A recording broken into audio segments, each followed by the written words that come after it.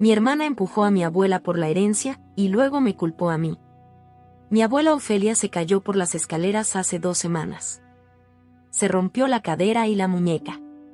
Desde entonces está en el hospital, y aunque esa imagen ya es lo suficientemente dura por sí sola, lo más desgarrador no es lo físico, es lo invisible. Porque lo que pasó ese día no fue un accidente. Fue otra cosa. Algo que no me deja dormir. Mi hermana Renata fue quien la empujó. Y sin embargo, soy yo a quien están culpando. Me llamo Valeria, tengo 21 años, y desde que tengo memoria, mi abuela fue como una segunda madre. Cuando era niña, mis papás trabajaban todo el día. Mi papá, Ramiro, viajaba mucho por negocios.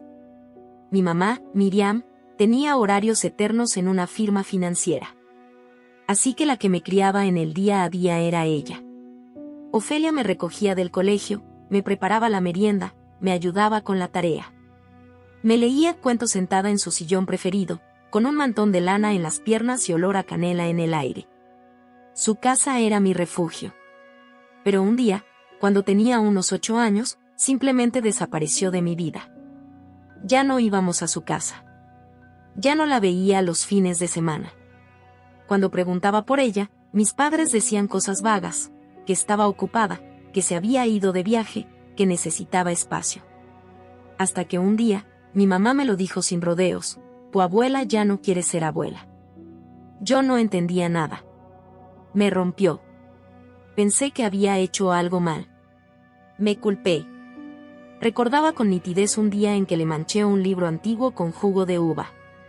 Pensaba que tal vez ese accidente había sido tan grave que no me perdonó. Años pasaron con esa idea clavada como espina. Me esforzaba por no pensar en ella, pero había días en los que su ausencia me pesaba como un hueco en el pecho. Recién cuando me mudé a estudiar a otra ciudad, hace poco más de un año, empecé a hacer preguntas en serio. Tenía edad y herramientas para investigar por mi cuenta. Empecé por las redes sociales.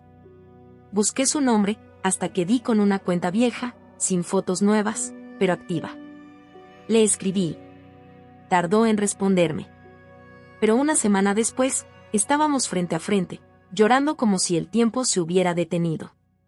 Fue entonces cuando supe la verdad. Mi abuela nunca me abandonó. Fueron mis padres quienes cortaron todo contacto. Me explicó que un día, cuando yo era todavía una niña, mi mamá le confesó a mi papá que había tenido una aventura y que Renata, mi hermana menor, era fruto de eso. Ramiro decidió quedarse, criarla como suya, pero mi abuela nunca pudo digerir esa historia como si nada. No trataba mal a Renata, pero no la sentía su nieta. Ofelia se negó a fingir. No insultó, no fue cruel, pero no quiso representar un cariño que no le nacía. Esa postura, en una familia como la nuestra, fue tomada como una traición. Mi madre la borró de nuestra vida. Literalmente. Me escondieron la verdad. Me hicieron creer que mi abuela había dejado de quererme. Cuando me contó todo eso, Ofelia lloraba con las manos temblando. Me pidió perdón por no haber luchado más, por no haberme buscado. Y yo solo podía pensar en todo lo que nos habían robado. Desde ese día, empecé a visitarla cada vez que podía. Volver a su casa fue como volver a mi niñez, pero con ojos nuevos. Ya no como niña confundida, sino como adulta que empieza a entender la dimensión del dolor. Nos volvimos a querer con la calma de los reencuentros largos. Ella me cocinaba pan dulce con cáscara de naranja. Yo le enseñaba cómo ver series en el celular. Risas, té, y muchas charlas hasta entrada la noche. Y entonces, todo se rompió otra vez. Habíamos planeado una mañana tranquila. Iba a llegar a su casa a las 10:30, para hacer juntas una tarta de manzana. Ella había encontrado una receta nueva y le emocionaba probarla. Pero cuando abrí la puerta, ya había alguien allí. Renata. Mi hermana estaba sentada en el comedor, con cara de circunstancia y una taza de café medio fría entre las manos. La miré, confundida. ¿Qué haces acá?, pregunté.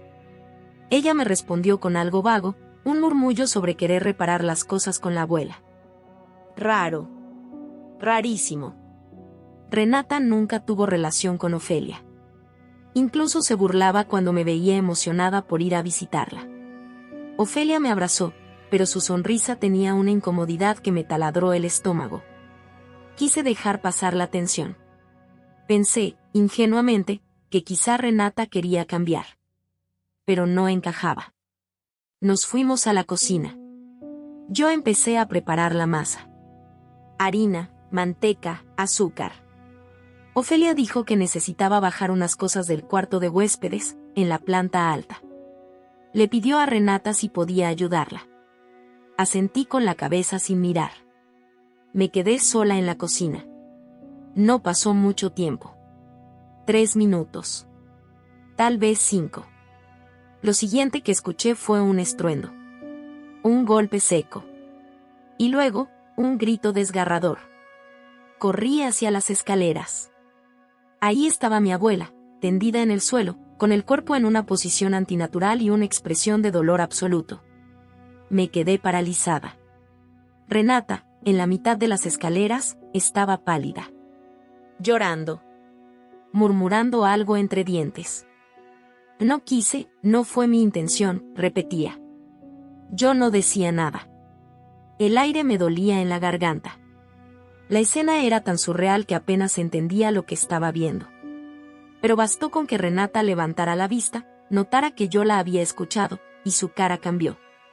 Como si se activara un mecanismo de defensa. Se secó las lágrimas de golpe, y entonces... «Vos la empujaste», gritó. No supe qué decir.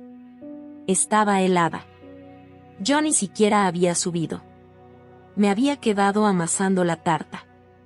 Ella lo sabía. Pero en menos de media hora, ya había llamado a mis padres. Les dijo que yo estaba celosa, que me había enojado porque la abuela quería recuperar el vínculo con ella. Que la empujé en un arranque de rabia. Cuando llegaron los paramédicos, y luego mis papás, ya la historia estaba armada. No escucharon una palabra de mi versión. Ramiro no me miró. Miriam me gritó delante de todos. Me dijeron que me fuera, que era una vergüenza. Ofelia, confundida por el dolor, apenas murmuró mi nombre. Me sacaron de la casa como si fuera una delincuente. Desde entonces, no me permiten entrar. Me bloquearon de los chats familiares. Mis tíos, mis primos, incluso algunos amigos de la familia me enviaron mensajes diciendo que soy una sociópata, una persona peligrosa. He recibido audios de voz con insultos. Correos con amenazas veladas. Intenté visitar a Ofelia al día siguiente, pero el hospital me negó la entrada. Ella no desea visitas, me dijeron. No les creí. Volví al día siguiente. Lo mismo. Logré hablar por teléfono brevemente. Le pregunté si sabía lo que pasó. Y no recuerdo, dijo con voz débil. Estábamos en la escalera, sentí un empujón, después todo se volvió negro. Eso es lo que más me duele. Que tal vez no me crea. Que tal vez piense que fui yo. Y mientras tanto, Renata está quedándose en la casa de Ofelia. Dice que es para cuidarla. Pero todos sabemos que lo único que quiere cuidar es lo que viene después, la herencia. La casa. Lo que creyó que le correspondía por derecho. No sé cómo, pero tengo que demostrar lo que realmente pasó.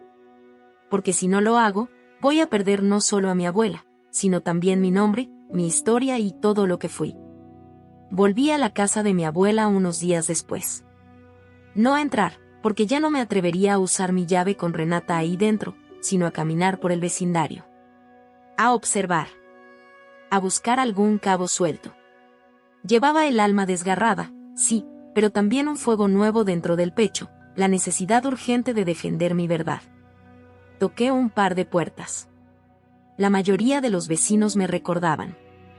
Crecí en esa calle, me vieron correr con rodillas raspadas, volver del colegio con mochila y uniforme arrugado. Pero casi todos dijeron que no habían notado nada raro aquel día. O no estaban. O no escucharon. Hasta que me crucé con la señora Lidia. Una mujer mayor, muy lúcida, que vivía justo al frente. Me detuvo cuando pasé por su verja. Me dijo que había escuchado una discusión esa mañana. Dos voces femeninas. No supo precisar palabras, pero sí recordó algo muy claro. Una de ellas gritaba algo como, «No vas a dejarme afuera otra vez». Estaban arriba, discutían fuerte. Y luego, ese ruido horrible. Le agradecí con el corazón en la garganta. Me pidió que le avisara si podía ayudar en algo. No quise ponerla en el medio todavía, pero anoté todo. Su testimonio podía ser crucial. Esa frase lo cambiaba todo, «No vas a dejarme afuera otra vez». No era algo que se gritara por cariño o afecto. Era resentimiento. Era enojo. Era personal. Y eso, para mí, era una confirmación. Fui directo a casa de mis padres esa noche. Pensé, por un momento, que si les contaba lo que la señora Lidia escuchó, si ponía al menos esa duda en la mesa, podrían reconsiderar. Darme aunque fuera el beneficio de la duda. Qué ilusa fui. Ramiro me abrió la puerta sin saludar. Miriam me vio y frunció los labios como si tuviera una peste. Cuando les mencioné lo de la vecina, fue peor. ¿Le estás acosando a los vecinos ahora?, espetó mi padre. Esto ya no es obsesión, es persecución. ¿Hasta dónde vas a llegar con esto?, me gritó mi madre. ¿Vas a arrastrar a una pobre anciana solo para limpiar tu imagen? No podía creer lo que oía. Era como hablar con paredes. Más bien, con dos guardianes del castillo de la mentira. Les pedí que al menos esperaran a que Ofelia pudiera declarar por sí misma. Que todo estaba borroso para ella ahora, pero que eventualmente lo recordaría. No nos interesa tu versión, Valeria, dijo mi papá. Ya has hecho suficiente daño. Me echaron de nuevo. Esa noche lloré como no lloraba desde niña. Pero no de tristeza. Lloré de rabia. De impotencia. Sentí que mis padres no solo me estaban fallando, sino que estaban protegiendo a alguien peligrosa por el simple hecho de haber nacido de Miriam. Todo empeoró aún más cuando me enteré, por mi prima Julieta, de que Renata había empezado a trabajar en la firma de abogados de una conocida de mi madre. Así, de un día para otro. Justo después del incidente. Justo cuando se sentía la tensión de un conflicto legal en el aire. Julieta me advirtió que tuviera cuidado. Que parecía que Renata se estaba moviendo rápido. Que todo apuntaba a que se estaba preparando para blindarse. ¿Para qué? ¿Para una demanda? ¿Para una orden de restricción? ¿Para impugnar el testamento? Decidí hacer lo que debía, reunir evidencia. Empecé a documentarlo todo. Con ayuda de Dayana, una amiga que estaba terminando derecho, comencé a organizar cada detalle cronológicamente. Ella trabaja en un centro de asistencia legal. No es abogada todavía, pero sabe lo suficiente como para guiarme. Guardé capturas de mensajes, audios, correos. Registré llamadas. Apunté fechas, frases exactas, reacciones. Cada cosa que decían mis padres. Cada intento que hice por visitar a Ofelia. Todo quedó documentado. Y entonces, como si el universo conspirara para que la verdad saliera a flote, Julieta volvió a contactarme con algo que lo cambió todo. Me contó que Ofelia había estado por cambiar su testamento. Que tenía una cita con su abogado 3 días después de la caída. Que ya había dejado en claro a quien quería dejar sus cosas. Quiero que todo sea para la única que volvió, la única que nunca me trató como un problema, eso fue lo que le dijo a Julieta. Y esa persona era yo. El Nuevo Testamento no llegó a firmarse. Pero la intención estaba. Y alguien más lo supo antes de tiempo. Porque según Julieta, Ofelia había mencionado sus planes a una tía, y de ahí, la cadena era fácil de trazar. La noticia pudo haber llegado hasta Miriam. Y de Miriam, a Renata. Todo encajaba. Ese día, mientras trataba de no derrumbarme otra vez, recordé algo más. Renata había usado la computadora de la abuela aquella mañana. Dijo que necesitaba cargar algo para la universidad porque su celular estaba sin batería y Ofelia no tenía el cargador. Yo seguía amasando tarta, sin sospechar nada. pero ahora decidí intentarlo. Fui a la casa de Ofelia con mi llave vieja. Entré rápido, sin hacer ruido. Sabía que Renata estaba en la oficina ese día. Encendí la computadora. Revisé los accesos. Ahí estaba. Un mensaje enviado desde el perfil de Renata a la cuenta de mi mamá. Ella me confirmó que le va a dejar todo a Val. Lo leí 3 veces. Tomé captura. Lo guardé. Lo envié a Dayana. Eso era todo. Mi hermana sabía del cambio de testamento. Sabía que quedaría fuera. Y ese mismo día, discutió con Ofelia, la empujó por las escaleras y me culpó a mí. Ya no era solo intuición. Era una línea de tiempo clara. Un motivo. Un testigo parcial. Un registro digital. No era suficiente para ganar una demanda, tal vez, pero sí para empezar. Me juré que no me iba a rendir. Después de revisar todo con Dayana, lo siguiente fue conseguir respaldo legal formal. Ella me acompañó a una reunión con una abogada con más experiencia, especializada en casos de abuso familiar y sucesiones. Se llamaba Ángela. De entrada, fue directa. No podía prometerme una denuncia penal que se resolviera rápido, pero sí veía muchas señales de alarma que justificaban una acción inmediata para protegerme y sentar bases. El primer paso fue redactar 2 cartas formales. Una para el centro de rehabilitación donde estaba Ofelia. En ella, Ángela solicitaba formalmente que dejaran de bloquear mis visitas, ya que no existía ninguna orden judicial, restricción o acusación penal contra mí. Les dejaba en claro que estaban actuando únicamente por presión familiar y sin fundamento legal. A los 3 días recibimos acuse de recibo.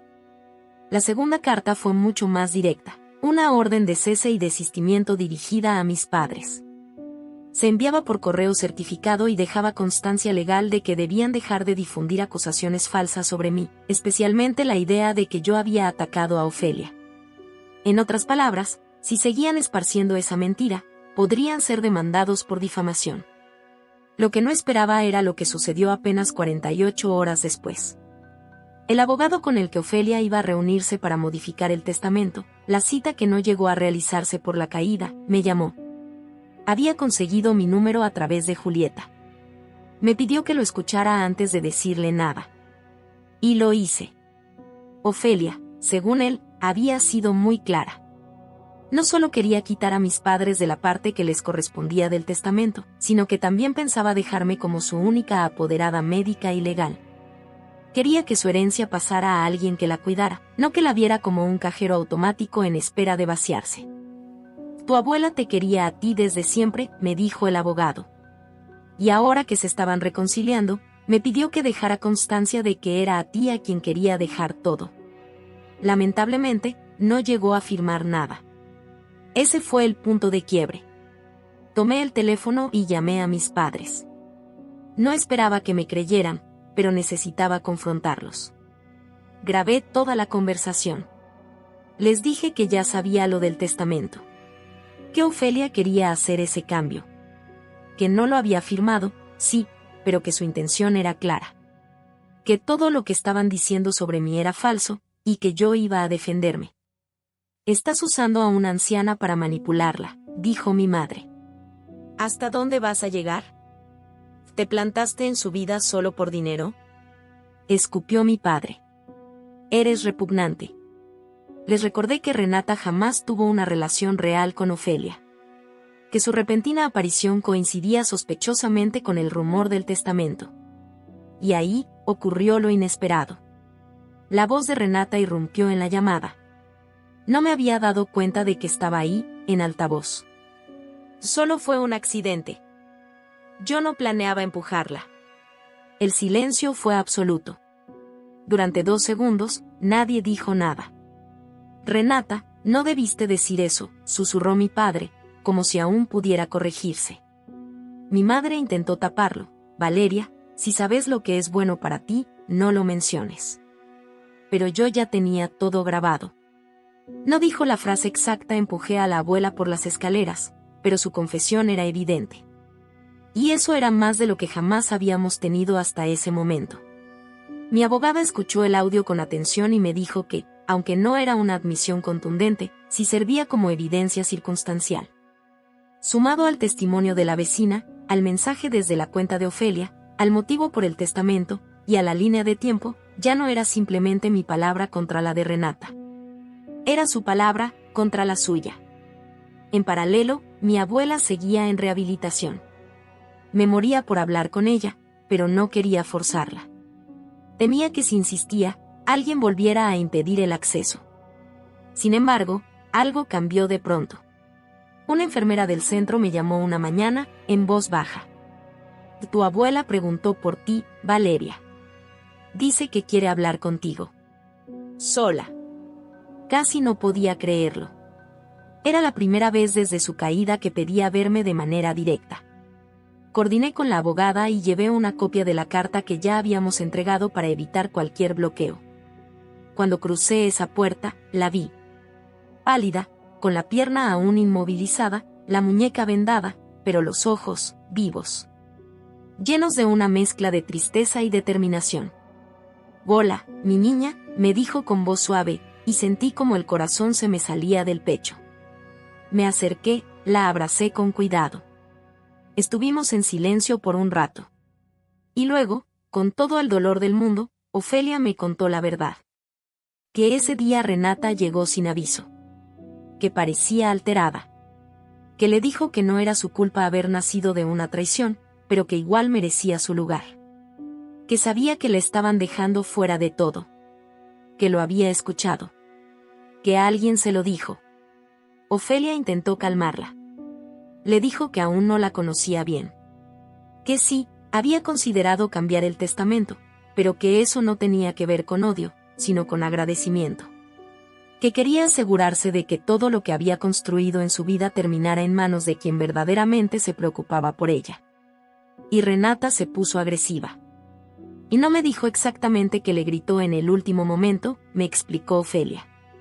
Solo que de repente se sintió empujada.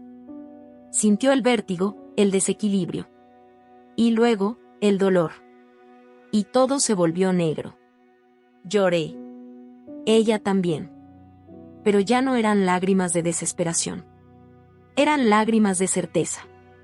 De justicia que, aunque lenta, se abría paso. Y ya no quiero que vuelva a pisar esta casa, Valeria, me dijo, con voz firme. No quiero verla nunca más. Y entonces supe que, esta vez, no íbamos a ser silenciadas. 2 días después de nuestra conversación en el centro de rehabilitación, regresé con mi abogada y con el abogado de Ofelia. Esta vez no solo para visitarla, sino para dejar un registro formal de su testimonio.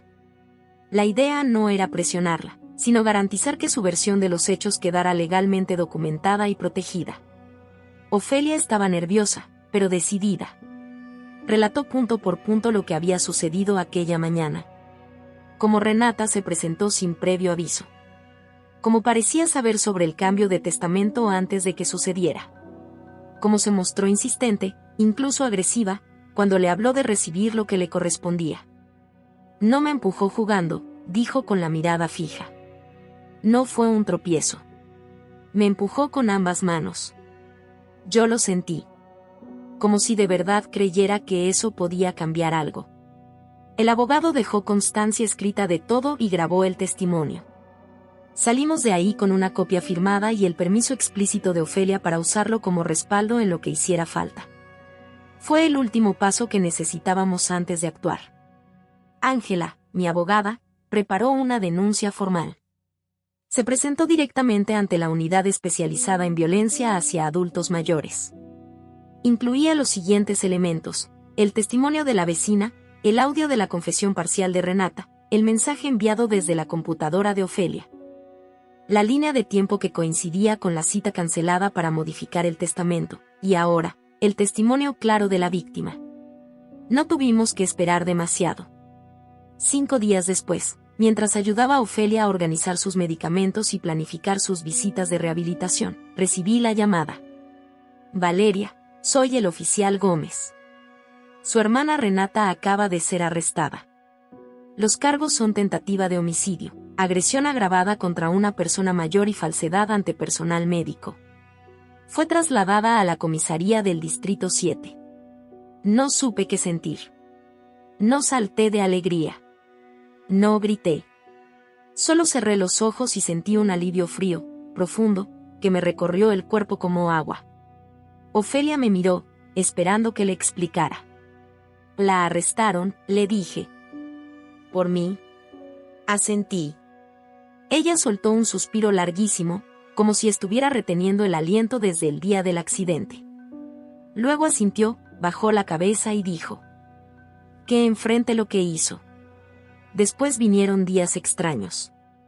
Mis padres no tardaron en reaccionar. Apenas supieron del arresto, me escribieron.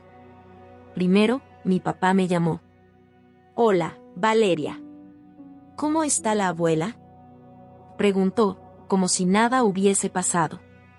Como si no hubieran pasado 9 meses cubriendo a Renata, bloqueándome, acusándome de todo. Colgué sin responder. Después, mi madre envió un largo mensaje. No era exactamente una disculpa. Era un desfile de justificaciones. Que había estado confundida, que no quería ver a nadie lastimado, que confió en la hija equivocada, que tal vez no supieron manejarlo todo bien, que Ofelia podía estar confundida. Le hice capturas de pantalla al mensaje, lo archivé y lo dejé sin responder. No iba a abrir esa puerta. La abogada se encargó de todo desde ahí.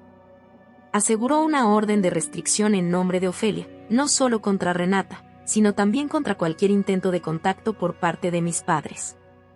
Además, empezó a trabajar en las demandas civiles, una contra mis padres por difamación y obstrucción, otra contra Renata por daños emocionales y económicos, y una adicional contra el centro de rehabilitación por permitir que la agresora tuviera acceso a la víctima mientras me negaban el paso a mí. En paralelo, Ofelia modificó su testamento. Esta vez lo hicimos de inmediato. Mi nombre quedó como única heredera directa, además de figurar como responsable legal para cualquier decisión médica y financiera. Establecimos un fideicomiso para proteger sus bienes y garantizamos que su casa, sus ahorros y cualquier propiedad no pudieran ser reclamados ni impugnados por nadie. Ella fue muy clara con su abogado, no quería que ni mi madre, ni mi padre, ni Renata aparecieran en ningún papel legal relacionado con ella. El abogado, con una sonrisa, le aseguró que sería así. La recuperación de Ofelia fue lenta, pero cada semana era un poco más fuerte. Ya podía usar un andador y recorrer distancias cortas sin ayuda. Seguía cocinando de a poco, con su obstinación de siempre, y le encantaba pasar las tardes conmigo mirando programas de cocina o leyendo novelas de crimen que antes no le interesaban pero ahora le fascinaban. En la tranquilidad de su hogar, nuestro hogar, en muchos sentidos, comenzamos a sentirnos seguras otra vez. No pasó mucho tiempo antes de que me llegara la noticia que todos esperábamos. Renata había aceptado un acuerdo de culpabilidad. Su defensor público sabía que el caso no iba para ningún lado favorable. Tenía demasiadas pruebas en su contra, la confesión grabada, los testimonios, el informe médico, la acusación de Ofelia, los registros digitales. Así que aceptó una condena reducida a cambio de evitar el juicio. 8 años de prisión, con posibilidad de libertad condicional después de 5, siempre y cuando cumpliera con las condiciones impuestas. 0 contacto con Ofelia o conmigo, sesiones obligatorias de manejo de ira. Y una evaluación psiquiátrica con seguimiento obligatorio. Cuando leyeron la sentencia, Renata no levantó la cabeza ni una vez. Lloraba, pero no dijo nada. Ni una disculpa. Ni una palabra. Ofelia estaba sentada junto a mí, en su silla de ruedas. Se la veía tranquila, firme. No dijo nada hasta que salimos de la sala del tribunal. Eso fue lo justo, me dijo. Y yo, por primera vez en mucho tiempo, sentí que sí. Que, por fin, lo era. Pasaron los meses, y lo que al principio parecía un simple momento de justicia empezó a volverse una forma de vida distinta, más tranquila, más sólida, más real. La prisión para Renata fue solo una pieza del rompecabezas. Lo más difícil fue sostener todo lo que vino después, el silencio de mis padres, las miradas de los familiares que prefirieron callar, el esfuerzo diario de acompañar a Ofelia mientras sanaba. La casa de mi abuela volvió a ser un lugar lleno de vida. Se reían otra vez en esa cocina donde tantas veces lloré de niña pensando que la había perdido.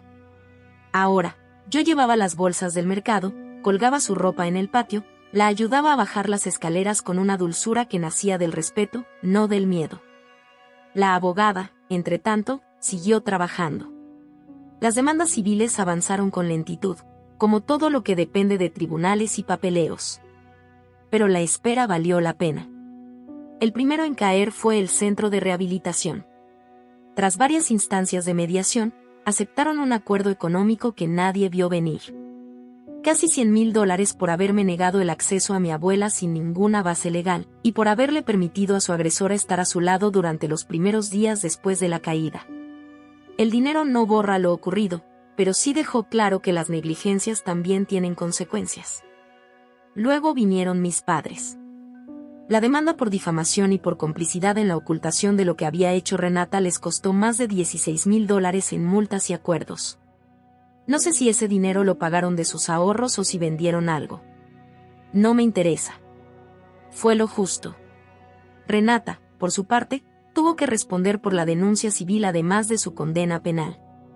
Se le impuso una compensación de $26,000 por daños morales y psicológicos. No tenía mucho, pero lo que le quedaba fuera del alcance judicial se usó para saldar lo que el juez consideró una deuda ineludible con su víctima, yo. Lo gracioso, si es que puede llamarse así, es que no quería el dinero. No necesitaba su plata ni la de mis padres. Pero ahora que la justicia la había convertido en indemnización, se sentía como si el universo me hubiera devuelto, con intereses, algo de todo lo que perdí. Después de eso, no volvimos a tener noticias de ellos. Ni una llamada. Ni un correo. Ni siquiera una carta más. El último intento fue ese sobre de mi madre, disfrazado de disculpa, que entregué directamente a mi abogada sin abrirlo 2 veces. Tal vez fue real. Tal vez no. Ya no importaba. Mi familia ahora era otra. Ofelia y yo nos convertimos en un pequeño equipo. Ella con su andar cada vez más firme, yo con mi rutina universitaria, mis nuevas amistades, mi tiempo compartido con ella entre risas, confidencias y recetas que finalmente logré memorizar sin mirar. A veces, simplemente nos sentábamos en el sofá y nos quedábamos calladas. No por incomodidad, sino por respeto. A veces, el silencio entre 2 personas que han sobrevivido a lo mismo es más íntimo que cualquier palabra. Su recuperación alcanzó un punto que nadie esperó, 80% de movilidad, según los médicos. Incluso retomó sus caminatas breves por el vecindario, apoyada en un bastón que más parecía un símbolo de orgullo que una necesidad física. A veces me decía bromeando que el bastón era para ahuyentar fantasmas. La seguridad legal también estaba sellada. La casa estaba protegida en fideicomiso, mi poder notarial era irrevocable y todos los documentos financieros y médicos habían sido actualizados. Nadie podía meter la mano otra vez, ni siquiera por error. Lo más importante es que Ofelia volvió a sonreír como lo hacía antes, cuando yo era una niña y me sentaba en su regazo para que me leyera cuentos que ni entendía del todo. Su voz temblorosa volvió a ser firme. Su carácter, dulce pero con límites. Ya no se dejaba convencer por nadie. Ni por mí. A veces hablábamos de Renata. No con odio, sino con una extraña mezcla de lástima y distancia. La última vez que lo hicimos, Ofelia me dijo: a algunas personas les pesa más lo que no tienen que lo que sí. Yo solo asentí. No había nada más que decir. El tiempo pasó. Terminé mi carrera. Conseguí trabajo en una fundación de asistencia legal. Me especialicé en derecho familiar y protección de personas mayores. Quizá fue mi forma de transformar todo lo que me pasó en algo útil. Quizá fue la única forma que encontré de sobrevivir sin romperme. Y así llegamos hasta hoy. Han pasado casi 2 años desde la caída. Desde la mentira. Desde el miedo. Desde la traición. Y ahora escribo esto como la última página de un capítulo largo, denso, pero necesario. Renata sigue cumpliendo su condena.